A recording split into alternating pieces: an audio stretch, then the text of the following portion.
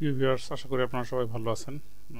ভিডিওটা তৈরি করছি আমার ছাত্রদের জন্য। গত ক্লাসে যে তোমরা কেবল তৈরি করেছিলে, নেটওয়ার্কিং কেবল, আমরা ক্রস ওভার কেবল তৈরি করেছিলাম। ক্রস কেবল অর্থাৎ দুইটা পিসির মধ্যে ডাটা ট্রান্সফার করার জন্য যে কেবলটা।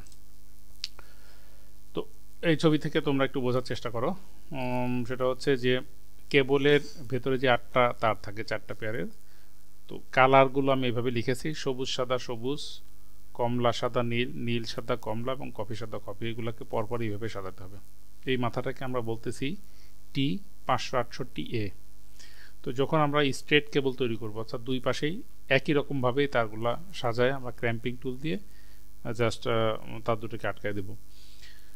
আর যদি আমরা ক্রস ওভার কেবল তৈরি করতে চাই বা ক্রস কেবল তৈরি করতে চাই, সেই ক্ষেত্রে একটা মাথা হবে এরকম, আর অপর মাথাতে হবে T568B, অর্থাৎ একের জায়গায় চলে আসবে 3 নাম্বার কালারটা, 3 নাম্বারের জায়গায় চলে আসবে 1 নাম্বার, আর 2 নাম্বারের জায়গায় চলে আসবে 6 নাম্বার কালারটা, এবং 6 নাম্বারের জায়গায় চলে আসবে 2 নাম্বার কালারটা।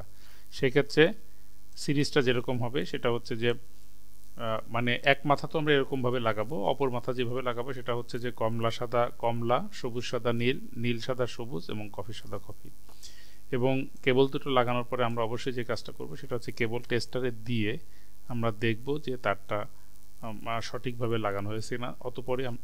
তারপরে আমরা আসলে এটা দিয়ে ডাটা ট্রান্সফারের কাজটা করব। তো এই ছিল ইনফরমেশন। আশা করি এটা দেখে তোমরা নিজেরাই কেবলটা তৈরি করে নিতে পারবে। আর কোনো সমস্যা হলে অবশ্যই কমেন্টস আমাকে জানাবা। খোদা হাফেজ।